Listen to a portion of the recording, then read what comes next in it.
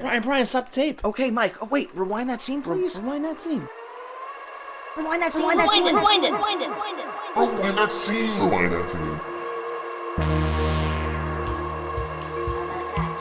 I'm Mike Rizzo. I'm Brian Bonds. Together, this is the Rewind That Scene podcast by Bobo Touch. He is my Bobo. You're my Bobo, too. This is a podcast where we go back in time to the 80s, 90s, and all of our favorite movies growing up and sometimes current day stuff. It's always good to hear what people got to say. And, we're starting to get some very interesting films from the day we started this podcast to now what's going on. And today's one it's very rare that, we got to do a Stanley Kubrick film. Nonetheless, one of his last films. One of his last ones. And my inner school visual arts film student nerd buff inside. I don't know what kind of sentence that was, but I am so excited to talk about a Kubrick movie. Yes, Riz, tell us what film it is today. It's Eyes Wide Shut, and we have Julienne Davis. Yes. Who plays the infamous Mandy. Yeah. Tom Cruise and her have some screen time, and why don't we talk about this movie when we saw it for the first time? Yeah, I came out, I think, even around the December time, which the film, I think, takes place in this eerie Christmas vibe. It has some rear screen projections as well. I think Tom Cruise is walking on a treadmill, which looks like the West Village. There's some interesting shit. It's also inspired us to want to do masquerade parties. Not naked, but like, there's something that is just so different. This doesn't even feel like a movie Tom Cruise would say yes to, but him and his wife are in it at the time, Nicole Kidman. Oh, yeah. And there is just so much sexual tension, eerie murder, horror vibes, drugs. Harvey Keitel was in this movie and left because Stanley Kubrick made him say a line 148 times. That will drive anyone crazy. Yes, the guy's got passion. But this movie's amazing, and I think Mandy plays this character that has such a big representation and symbol in this film of who she is, what she's doing, and what she's in Tom Cruise's mind as the doctor. And also, can you imagine being pretty much naked and showing everything off? You're an actress and you get this role. Like, that's kind of insane. You're with Kubrick, and you're in this wild orgy scene. And let's not forget the password is Fidelio. Must have been chilly. That's what I used to get into Brian's house. Let's bring her on. We're big fans of films and just the process of making art and the talent that goes into really creating the full scope and vibe that the writers and directors dream of. And I feel, when it comes to Stanley Kubrick, he's such a visionary. And this one in particular, especially the sensitivity around this film, Eyes Wide Shut, essentially his last film, it moved us, especially since we're New Yorkers, and, would love to know how you got involved with this role and how it came to you, and also what interests you, and also sort of what was going on in your life leading up to that, because always curious about the artist and actor journey. Okay, well, at the time I had been an international fashion model for quite a long time. My main base was in London. I was living in London at the time. I'm a dual citizen. Oh, let me just also say, I dabbled a little bit in acting years ago when I started modeling, but my model career took off and acting was a little bit iffy. So I just thought, and just, kept modeling. Nice. But my model agent called me up and she said, oh, there's a casting for a featured extra role. And I was about to say, no way, no thanks, not interested in extra or featured extra roles in any way, shape, or form. And before I had the chance to say, no, next, what else do I have tomorrow? She said, it's for a film with Stanley Kubrick directing. Yeah. Wow. So I then took pause because, big fan of Stanley Kubrick, who isn't? And so I said, okay, tell me about it. And she said, well, there's a catch. And I go, uh-huh. Oh, yeah, I think I know where this is going. She said, so basically you'll be featured extras.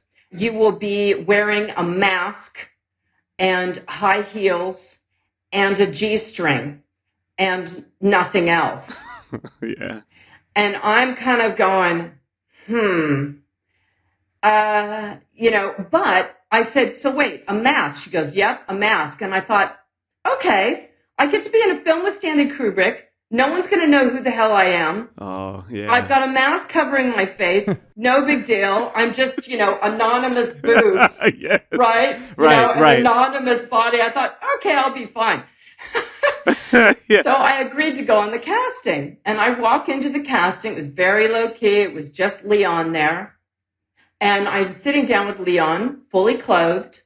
And, he begins to tell me about this film called Eyes Wide Shut. I'm like, strange name, whatever. And says, Tom Cruise is going to be starring in it. And I kind of looked at him at the time like, so? Not really. I was like, you're not going to impress me with Tom Cruise. Because, I'm not normally one of those mainstream action film kind of girls. Totally. So, that's amazing. I kind of went, so I said, I'm here because Stanley Kubrick is directing it. That's why I'm here. It's not because of Tom. Nice.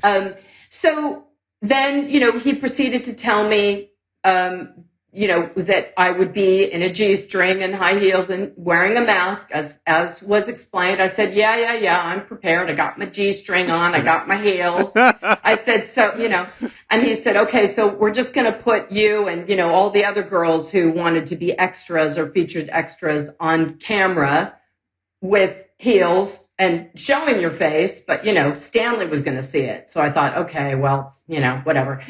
And so there I was, stood there in this little room with my high heels, my little black G-string, and nothing else. And then, he just had me do a few things, like a few, I don't know, pantomimes, I suppose, looking around the room, looking surprised, looking apprehensive, or a few different emotions. And I had already had my fair share of acting classes and lessons and things like that years before, so that was a piece of cake for me. Hell yeah. So that was done, and then I went about the rest of my day, went on my other model castings, and then later on, that it was either that afternoon or the next day, my agent called me and she said, Stanley wants to meet you. Oh, yeah. Wow. That's okay. it. That's a direct ask. So then, they ordered a car for me, drove me to Pinewood because he was already, they were all already shooting. And I went and I sat in his corner office and we chatted. I think one of the first things I said to him was, I'm very impressed with 2001 because you made sure that the sound in outer space was non-existent. I said, the thing that is really annoying about all these other space shows like Star Wars, for instance, which is really just a Disney film. Yeah. You have these spaceships like whirring through space, making all this noise. And I said, but I know this from my father who worked for NASA, Caltech, JPL. I said, I know that when there's no atmosphere in space, there's no sound. And I said, so that was good of you to have done that research. And I love that. And he kind of nodded. He's like, oh, he said, your father worked for NASA. Fantastic. So I told him a little about what my father did. Yeah. He was like, I like you already because of that sound comment. You got the role. It kind of, I don't know, it helped. I mean, obviously this helped, this helped. I'm not gonna pretend that it was just my sparkling personality. But yeah, I think that it helped. I think he knew that I wasn't from stupid stock. That's amazing. Understood. Yeah. And that's so cool. Yeah. And then what was it like, let's say your first scene? What was the first scene you shot? How was that for you? I know there's the whole scene with you and Tom when you're almost OD. Walk us through a little bit of that. Well, I had a couple screen tests before that. That was kind of on tenterhooks whether I was going to actually get the role or not. But I did get the role. And I remember at the time, this is very interesting, he said at the time he called up, or Leon called my agency and said he was so impressed with you that he originally had, you guys are going to love this because I haven't really talked about this, Mandy and the mysterious woman as two separate people, but he was going to merge those two into the same character, which is what he did, essentially. Okay. Yeah. Right, right. The first scene, it was very interesting. So I went in, we shot it at Pinewood. The bathroom was at Pinewood. And hair, makeup done, did all the wardrobe, everything, because they actually put nice lingerie on me, even though I was going to have to strip it all off for that scene anyway. At one point, I'm just sitting there waiting in my dressing room, and, a PA calls in and says, oh, we need to take you into Stanley's office. So we go into Stanley's office, and there's Sydney and Tom sitting in the room. And so we're sat there for the first, couple minutes, just saying, oh, hey, nice to meet you. How are you? Just inane conversation, just utterly inane conversation. Yeah. And then there was a pause in the conversation, and I just said, so, Stanley, is the reason why you called me in here is so that I can meet these guys before I'm completely starkers in front of them? And he goes, yeah, basically, yeah. And I'm like, okay, I'm good. Let's go. Great. I love that. Oh my goodness. I love that. And then, what a fun sort of pre-work scene intimate. Yeah. With, totally. of course, all these different people, right? Like Tom Cruise, another incredible director. And then, you got Stanley. Yeah. It's that's the cream of the crop vibe right there. It's weird, though. I think my attitude about fame and famous people was and is, I would like to think, a pretty healthy attitude. I just think of people who are famous as people who are connected and fortunate and sometimes talented. Yeah. That's good. And so I don't react in the same way that some people might react in front of famous people, like, oh my God, these people are famous, I have to be very careful. Yeah. I didn't feel like that. The way I felt about it and the way I felt doing the scenes and whatever is that I just looked at all of us, Stanley, me, Tom, whoever else. I'm like, we're here to do a job. We're all kind of equals in doing this job because we're all working together. And so that's how I saw it. And so I didn't really think of myself as this lowly, unknown, know-nothing actor. I just thought, well, I've been hired to do a job. You've been hired to do a job. You've been hired to do a job. And you, Stanley, are directing us. So we're good to go, And that was my attitude. That's and really sweet. It pretty much always has been. And it probably attitude. translated to them like, she's so cool and down to earth and real and it's you're working. Because I wasn't afraid. I mean, there were moments I was a bit like, can I have my robe now, please? Yeah, I was going to say, how you must have been naked for a really long time. I was naked for a while. So when they yelled cut, I'm like, robe, please. Robe. I'm not one of those that just wanted to be out there all the time. Yeah. Oh my God. And then the morgue scene, so that wasn't you, right? That wasn't you in the mysterious girl? That was someone else that tied the character, right? So it was me at first, and then it became not me because I ended up having an injury. There's a whole story behind that. It's in essence, I had a body double. Yeah, okay. Because I got an injury. I injured my fascia. And there was another factor as well, because I did not want to participate in the action of the orgy scenes. Yeah. I did not want to do that, even though Stanley tried to say, yes, but I really want you in the scenes. You've got the best body and blah, blah, blah. And he said, and you're going to be wearing a mask. You don't even have to be your character, just be there. I just felt really uncomfortable with that. It's kind of like you have to know what your personal line drawn is. And that was stepping over it for me. Yeah. I just didn't feel comfortable with it. And so I said no to Stanley. Yeah. It's, totally one of those, films too, when it came out, based on what it's all about and, and the premise and the script and the story, it's just so kind of on the edge of being like, what's going on with this guy's marriage? Why is he going to this specific, location with this jazz musician buddy?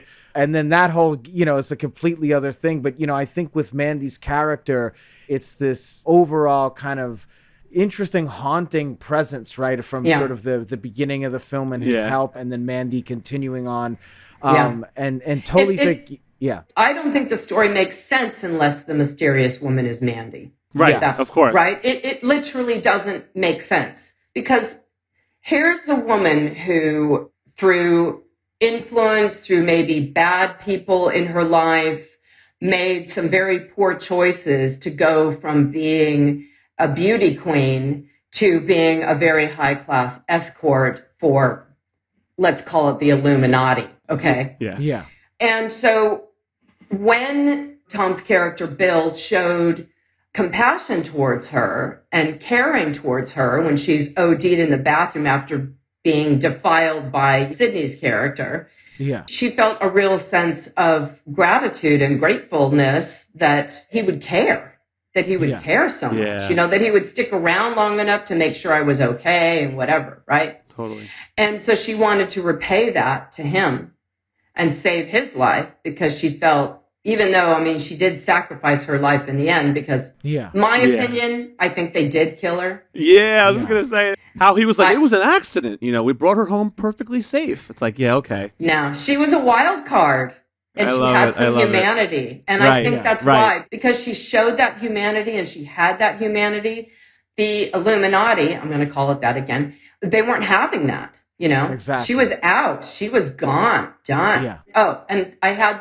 a great conversation with Todd Field when we were in the middle of filming the whole ritual scene, when he was on the piano, we're all in the circle before we paired off to do the orgy stuff, which I wasn't there for.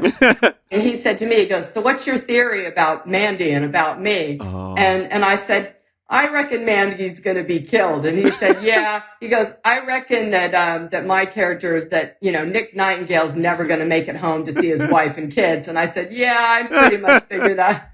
Yeah. So that was a fun conversation. That's really cool. That's so funny. What great casting and dynamic, and also just really just at the tips of the Illuminati, being the puppets in this kind of crazy rich world of chaos, of course. And, yeah. And I think the reason why Nick was killed is because he gave that secret to Tom. Totally. And that was unforgivable. Yes. Yeah. He's like, I saw you with him at the ball, so I had to be your connection to him. He's kind of he's the one, the rotten apple that invited the wrong person to the party. And then of course Mandy is like, hey, you gotta get the out of here. So you saved my life, so it's exactly that. I definitely think that's how it leaves it open with Air. I think it definitely can assume that good things didn't happen at the end for those characters. Yeah, definitely not. Absolutely. Would you have any kind of advice for young creatives or young models or actresses or people who are looking to maybe get into gosh. Or any life advice? Man. I mean, yeah, tons. Absolutely tons. Well, I'll touch on what I already said. Know where you draw your line.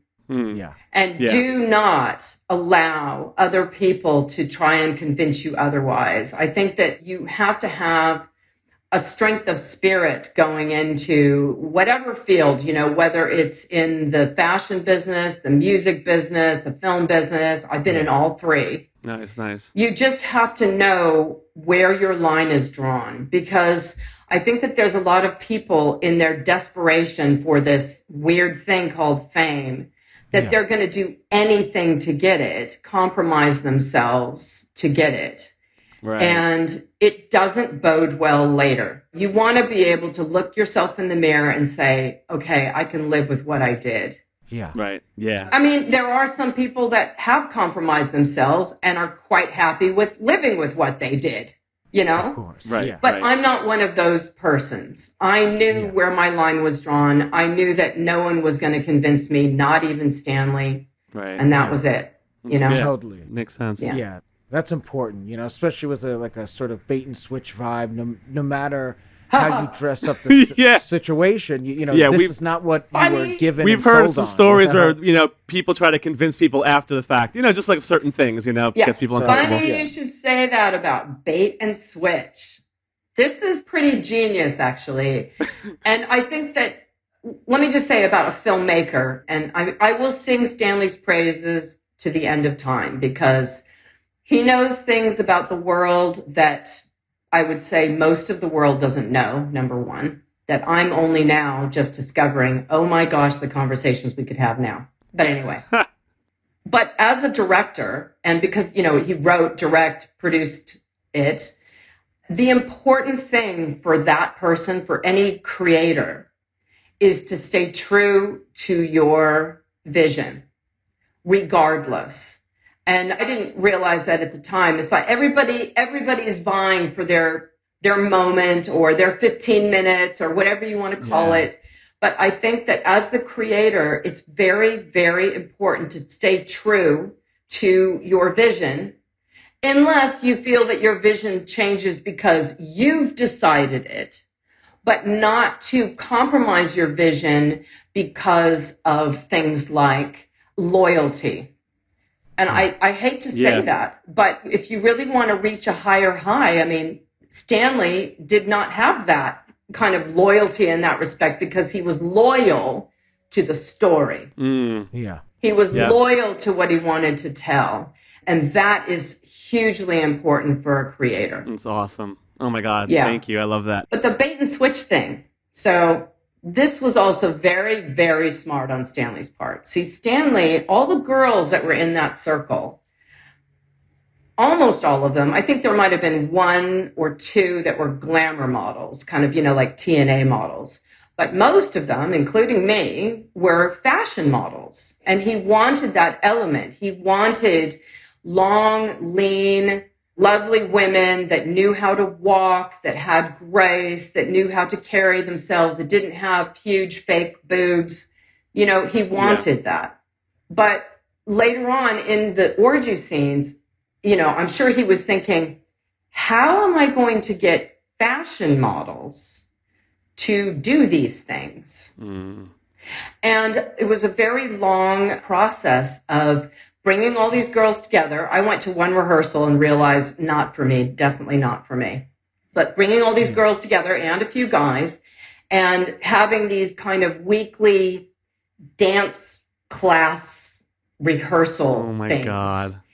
And so if you think about it, so every week for like months, these girls and guys, all fashion people, were getting together, meeting up afterwards for drinks and coffee and whatever, getting to know each other really well. So, initially Stanley said, and, he approached me about doing this too, because I didn't really know what the quote orgy scenes entailed. Initially, he had said to me, I want these scenes to be, and I'm going to quote, this is exactly what he said to me. He said, I want these scenes to be like a dance, like an erotic dance with the inference of sex, but there would be none of this. That's what he said. Wow. And by this, I know you're on a podcast. He meant like thrusting. Right.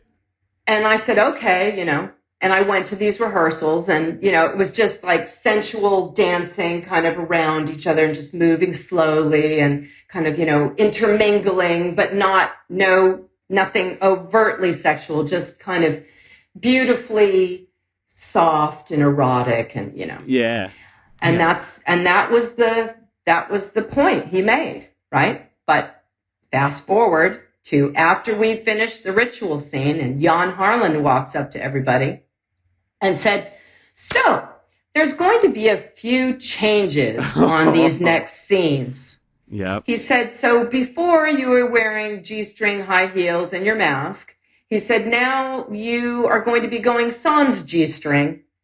And the men were before wearing their white shirt, like an open white shirt with boxer shorts or something protecting their bits.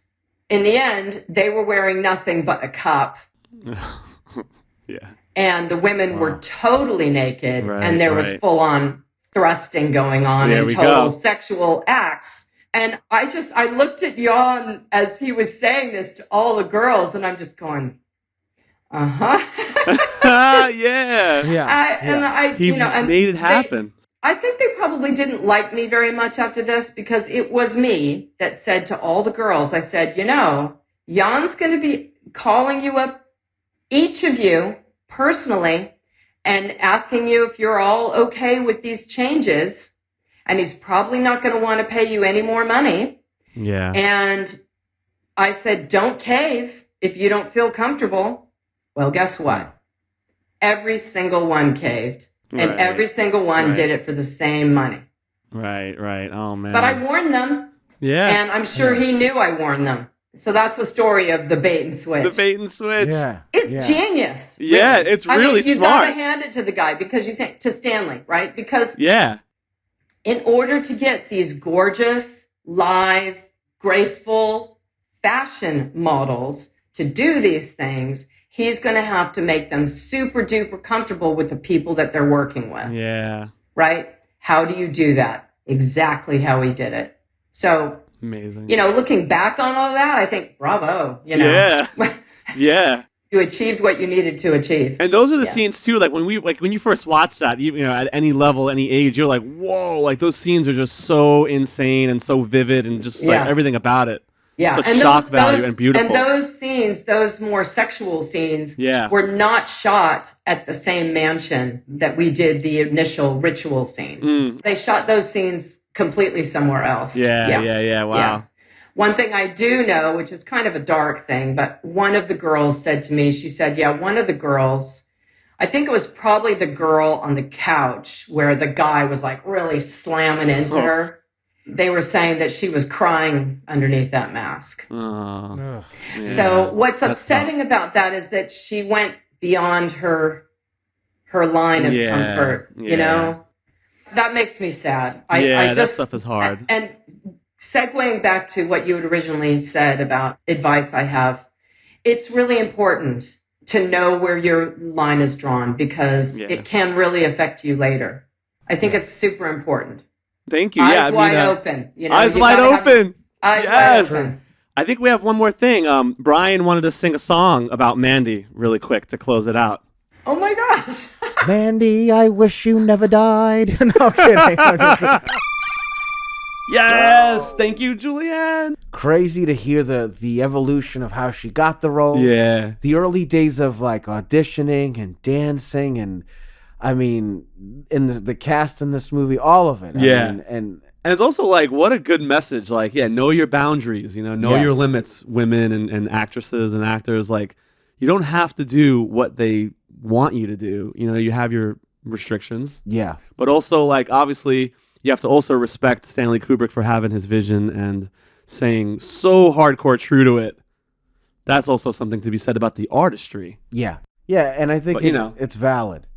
Give or take. Yeah, there's you have to know if there's some deception on the other line. Yeah. And what's really being, what the deal is. You got to evaluate the deal, the proposition here. And when it comes to art, people will suffer for art. They'll go the next mile. Yeah. And, like she said, do you want to like go back, and think about the last 10, 20 years? Yeah. Oh, that experience did not age well. So it's good to have boundaries. It's good to know what you want to do. It's good to have that picture in place before you go in. And right.